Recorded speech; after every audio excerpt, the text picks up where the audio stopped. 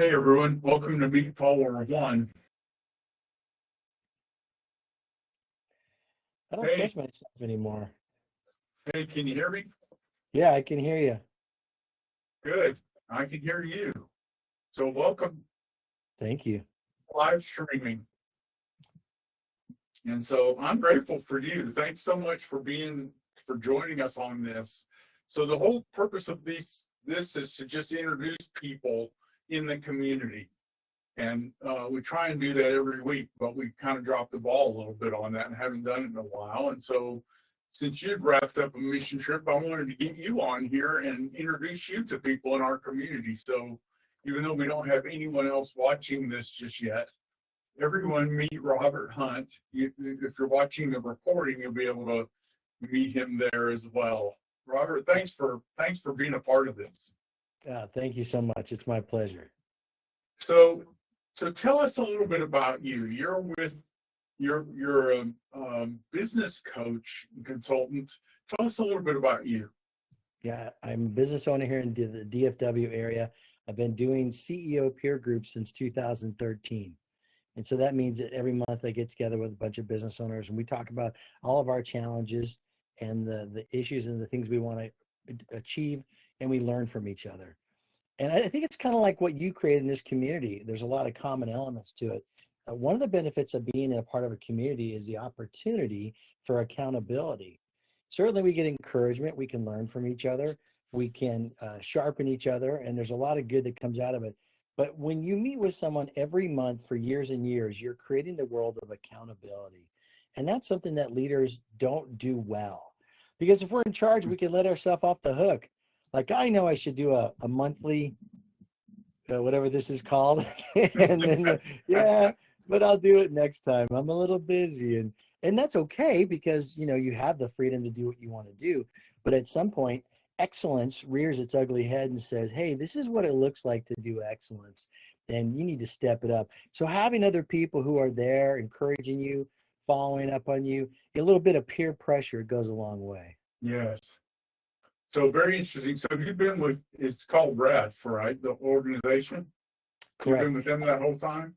Yes, since 2013. We used to be called Renaissance Executive Forums, and Okay. then they got hip and decided to call it REF. It's kind of like KFC. Everyone knows it's Kentucky Fried Chicken, but no one calls it that. Uh-huh. And so, REF has been around for 30 years, and I've been doing it since 2013. And basically, I'm the person, and I'm the only one in Texas. There's a lot of other organizations that do what I do for a living. C12 is a great organization, Convene. And then, of course, there's other groups out there like Vistage and YPO. So no one's my competitor because you're Mm-hmm. either going to want to be in a group with me or you're not. And Mm-hmm. I just have to find the people who want to hang out with me. And they're out there. I just got to keep talking to people. Yeah, very cool. So you have multiple groups? I do. I have 5 groups. Wow. So I And do meet they five. meet? I'm sorry? We meet 5 times a month. So I have 5 meetings a month, which you think, well, what does he do the rest of the month? I do stuff like this. Yeah. So are they like day-long meetings? Yeah, they're 6-hour meetings for the CEO group, and they're 5-hour meetings for the other groups. Wow, very cool. There's a lot to work on. We're all learning stuff. There's that saying that people do a lot that talk about continuous learning, a lifelong learner. And the reality is, since things are changing so fast, if you're not learning, you are falling behind. And I mean, just like how to get on a Zoom call, the technology that's required to be a part of this world just keeps going exponentially. So if you're not growing and learning, you're following off the trail. But there are 2 mission trips going on right now. And there's nothing like mission trip weeks for there to be spiritual warfare and all kinds of difficulties and pushback. I was driving to a workout session this morning, and I think it was a dog just ran into my car, messed up the side view mirror. So it might have been something bigger than a dog, like a deer. The Yeah. outside mirror on the left side of my car, and just freaked me out at 5:30 in the morning. And and my mirror now has rubber bands on it because I have a road trip this week. So I'm driving to Dallas in a couple of days, and it's always Oh, something. it's always something. So you've been 13 years, you've been doing this role as forming these leading these CEO peer groups. And are most of your peer groups, are those people mostly Christians, or does it just vary? It's a variety. Yeah, it's not a requirement to be in my world that you be a Christ follower. I actually prefer working with the heathens. I think Mm, that they're a lot more fun. I come from a background of very churched people, and I feel like we've lost a lot of our relevancy in the world. And so being with people who don't know Jesus just gives me a chance to get to love them and let them know that, hey, there's at least one Christian guy out there that doesn't suck. You can at least like one Christian. No, I mean, I'm not throwing stones at anybody, but yeah, I grew up pretty legalistic in my whole perspective of life and very quick to judge other people while I got this huge log in my own eye. And so it's yeah, been a journey of walking with people. And I am looking for people who want to be awesome. And if they happen to be Christ followers, great. And if they're not, if you're awesome and you're not a Christ follower, you're probably going to be one soon because God loves those people. He chases awesome people and he gave you the ability to be awesome. Anyway, this morning I was reading out of the Bible and it was talking about how when the Israelites were captive and Cyrus sends them mhm, back to go build the temple. I guess it's Ezekiel. Anyway, but the whole point was that God's using these pagans to rebuild the temple and do mm, things. And we could argue whether Trump's a godly man or not, but man, if God uses him to change the world for the better, then praise God. And yeah. I think there's a lot going on that we just need to be more concerned about aligning with Christ than aligning with anything else, whether you're any other category. I guess I got off on a tangent there. Sorry. No, I agree. I'm not much of a rule follower, and so I've always kind of operated a little bit on the fringe of the regular organized local church, um, just because they seem to be very structured and organized. And what also is convicting to me a little bit is when we all do the same thing, then what happens to the people that don't want to do that? That's kind of what prompted the whole idea of Follower of One, was just simply the fact that most of the people that I went to church with were pretty content doing what they were doing. And so those of us who are discontent have to figure something else out. Yeah, I was listening to your statement. I just had to soak it in for a minute and think about that. On one hand, I get where you're going, but I think that's what leads to so many fragments in the church where there's a church at every corner because these guys Mhm. like loud music and these guys like hymns. And these guys want a big church and these guys want a little tiny church. I mean, we've got so many different small segments that the synergy, I mean, when businesses buy businesses, they buy them so they can roll them up together and make them more efficient. And yet we have little churches and we want to really be mindful of how we spend the money that's in the budget. So we pay you really tiny salary as a church staff. But if we rolled all our churches together, they could be driving Porsches. They'd still be within budget, you know. But we have to have all this fragmentation. So on one hand, yeah, I'm not as orthodox in how I roll either, but I don't want to do it to the detriment of my church. Like my church has really loud music. I actually wear Mhm. these noise canceling ear plugs Mhm. in my church. But this Sunday I sat like just closer than I normally do, and it was like hurting my chest. The bass was coming out. Oh my gosh, what rock concert did I stumble into? And that's how Uh-huh. they want to do it. So I'm not going to complain. I came there to worship Jesus, to see my Mhm. friends, to learn something, and to just settle down. And so for me then to get bent up about the music just seems like it's counterintuitive. So I'll just put the earplugs in and we'll roll with it. No, I agree with you in that regard. What I'm typically, where I have a difference is that it seems to me like the church is very busy about getting us to do things when we're together on a Sunday, but they're not very good at equipping us to be individually difference makers wherever we are. Yeah. And so for me, that was always the challenge, was I almost feel like I'm separating from my work friends to go hang out with my faith friends. And what am I supposed to be doing? I want to try and invest more in the relationships where I spend the most time. And that was for me always work. I was always working. Yeah. Well, that's why I am a big fan of being one person everywhere. Just be Hmm. one. And that way, because I used to be quite the hypocrite. And then when I gave my heart to Jesus, when I finally surrendered to Jesus, I really got a vision of what it would look like to be just one person everywhere. And that really began a long journey of me looking at how I do business, how I hang with people. What do I do? Do I listen to rock music? All these things that were like, oh, I don't know what to do. And so, today I am focused on I just want to really enjoy my relationship with Christ. I want to be who I Hmm. am everywhere I go. And if that means I'm at work and you tell me about your wife having cancer, I'm going to ask you if I can pray for your wife because that's what I would Hmm. do. I mean, it's just Yeah. part of just being yourself all the time. Yep. So, so now as part of your business, a couple of years ago, you wrote a book, right? You're wearing the shirt. Yeah. Yeah. Nobody Cares Until You Do is the name of your book. Yeah. And I'm actually started reading it, but you got me started reading a second book that we'll talk about here in a minute. And so I didn't get very far. I'm still not very far and Nobody Cares. But tell us about it. Well, the whole principle is that nobody cares about your life until you do enough. Unless you care enough to do something about it yourself, no one's going to pick up your junk and worry about it. And I learned that the hard way that after years and years of running my business, I got $90,000 into debt. And it was really painful. And I was living under the stress of that debt for years and years. You don't get to 90,000 right overnight. It takes quite a few years to get there. And so at some point in 2019, my beautiful wife, Kathy, and I just decided we're not living the life we want. And what we really truly wanted, we whiteboarded it in January of 2019. We really wanted to please Jesus. We wanted a life that would make Jesus go, okay, you guys are doing it right.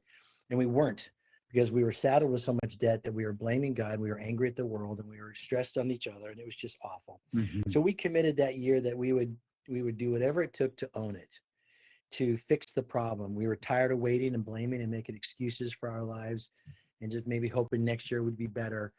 And so we sold our house at the end of 2000. Well, it actually took till March of 2020 to finally close. But we put it up on the market and we decided we're going to sell it and start over. And in March of 2020, when COVID shut down the world, we sold our house and moved into here where we live today. And we've been here for 5 years. And we took all that money, we paid off all of our debt, and we were still remaining debt free. And the peace that I got through that process was remarkable. I had bit by bit added so much stress and worry and fear to my life that I didn't even recognize it. It wasn't until I got rid of it and go, oh my gosh, this is what peace looks like. I'd forgotten Hmm. what that felt like. And so we took all those thoughts and we combined it with the stories that my friend Salem Thine has had in his life, and together we came up with Nobody Cares. And it's really just to help people understand there is power and freedom and accountability if you own Hmm. it. And when you take accountability for everything in your life, you gain the power to change anything in your life. And so we did that just with our finances, but then our marriage was all weird because we had had all these years of stress. So we started going to counseling and working through issues. It affected how we spend our money going forward. I mean, there was so much, but you have to own it and decide that you're going to be the one to do something about it. Yeah. So very cool. So I want to encourage people to get that book. We'll put a link to that to Robert's website and things like that in the notes for this recording wherever you listen or see it. In YouTube, we'll put this on YouTube and in the community. And you also recommended, and you're going to teach a class or do a little workshop inside Follower of One, talking about margin. And the margin was the concept of margin and the book margin are a big piece of what you teach. Tell us a little bit more about that. Yeah, as I was deciding I wanted to live the life I really wanted to, I had to own it. Part of the problem with owning it was I wasn't creating a world where I could be available, so I wasn't setting myself up for success. And me and my clients and my friends, they all ran on overload constantly. We were constantly behind, we were constantly in a hurry. And during that time, I read a book called The Ruthless Elimination of Hurry. And then I read the book Margin a few years before that. And just combining with what our journey was in wanting a life of accountability, I found that I needed tools to change the narrative. And so we created margin in our lives. We created room for the unexpected things to happen. Most people live overload. Overload's not productive. Overload's not creative. It's exhausting. But we're used to it because that's what we do all the time. And so by creating margin in my own life, I learned that that gives me the chance to be available for God. Let's say that God decides today, because part of what you teach us in the structure of the missions trip is setting time to get your head around what your day is going to be like. Appreciating others is one that it just really has helped me to open my mind about how I look at other people. Making time for difficult people. There's a lot of difficult people out there. I'm probably one of them to somebody else, but to me, there's a lot of difficult people out there. And if I don't make time, if I'm in a hurry, they irritate me. This morning's Mhm. devotional you sent us was about if you are living if you have a mindset of gratefulness, when things disappoint you or interrupt you, you can still be grateful. Man, that's so Mhm. right. But if we don't create a world with some room, then everything's bugging us. Everything's behind. I'm already stressed. I'm speeding to go wherever I'm going. So we've just started looking at the idea of what would it look like to create a world of margin where God has the opportunity to interrupt your life. He has the opportunity to interrupt your time, your money, your health, and your emotions. And if I live on overload in those four categories, there is no room for God to be a part of my life because there's no room. Heck, there's no room for me. Yeah. Yeah. No, I think that's great. I've started listening to the book Margin, which is what interrupted my reading of Nobody Cares. But That's a way better book. You got to I do think that one. it's I think it's well, it's important to I want to even encourage people. You can't I can't do this unless I remember who God is, because it's so easy for me to kind of project things into the future and think, well, there's not enough time, there's not enough money. But yeah, that's what Oswald Chambers would call calculating without God. And I don't want to calculate without God. I want to calculate with God in the formula, Yeah. because he does all kinds of cool things. And I'd rather see those than what I can do anyway, Yeah. and so And that's there's a where the ripple margin for effect. me becomes important. There's a ripple effect in your life when you say, okay, this is what I want my life to look like. And then you start going through all the excuses and blame and why you can't do it. And so when you get past that head trash that just says, look, this is my life. God has already created for me things to do in my life. God has already destined me to do things. I am uniquely created and put in the Dallas Fort Worth area this year to do certain things that God has planned before the beginning of time. And so if I'm equipped for it, I'm destined to do it. There's nothing that should get in the way of doing it. But then we self-sabotage by living a life of overload. And so Yes. even though your heart's desires, I want to be used by God, but I don't have any money. Well, that was your choice. You lived a life where you spent it all. And so I remember being really heavy in debt and going, hey, Lord, bail me out. And he's like, dude, I gave you so much money. What'd you do with it? I'm not going to give you any more. And I just felt like, why would I wasn't, I haven't shown myself to be worthy or trustworthy. So he shouldn't bail me out. I know I'll go right back into it if I hadn't learned anything.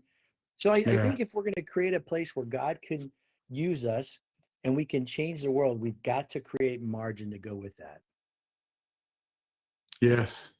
And I think that's a great point. Chris put in here that overload and distractions are the enemy's favorite weapons that keep believers from the impact that Jesus wants us within our sphere of influence. Sorry, I Yeah. can't read very well that far away anymore. I'm trying to get farther away from the camera so you don't have all of me. But to me, it's cool how God uses all this. And then I think, how much trouble I must be. And there's only like 7 billion of us. And so how he keeps all that straight just blows my mind. Yeah. And he loves us so much. Yes. And I think that's the thing I'm really getting to enjoy. It's sad that I have to be 62 years old before I start really realizing what it could be like to enjoy a relationship with Christ. And I've sort of enjoyed it a lot since I really Hmm. surrendered my heart to Christ in my early 30s. But still, so many bad habits, still so many selfishness. But I'm really at a place where I'm living and enjoying a time with Him, and man, I want to be productive. I probably got another 20 years, 30 years in me, who knows? But I could go tomorrow. I just don't want to Yeah. waste the days. I want to be very productive, and that requires a life of focus and an accountability to what you want, and not doing things or doing things or making a choice all the time. And I have to create margin in order to accomplish that so I don't live on overload. Those two things are what have really got me to where I am today. And those are the things that I'd like to share with the people in our community to help them be available the way God wants to use them. Exactly. But we're going to have 2 workshops about it. And so I'm excited because I think it'll help all of us be a lot more, have the room in our calendar to be intentional. Um, so one other question I wanted to ask you, what are you excited about the most now? What do you have going on that you're excited about? Well, I really enjoyed creating these mission trips that you inspired me through your platform. Um, I was having a meeting with some of the other Christian leaders in the Dallas area and listening to people talk about stuff. And I just thought it seems so weird that so many people struggle to be bold about their faith at work. I don't know why this is. So maybe we should all get together and talk and just, clear the air. And I met this guy named Bill Peel, and he has a great story to tell, and he's got really good way of explaining what it looks like to live out your faith and why it's okay, and how the Bible actually uses that as the original form of sharing the gospel. It's not Mm-hmm. the real heroes aren't behind the pulpit. They're the ones that go to work every day in the normal workplace of life. And so we had our first B1 event, which is be one person everywhere. We had our Mm-hmm. first B1 event in July, and then we just did another one last week. And so I don't know what God's doing with that. He clearly told me to do that. I don't really do that very often. Usually I make a plan and I'm like, okay, God, cover me. I'm going in.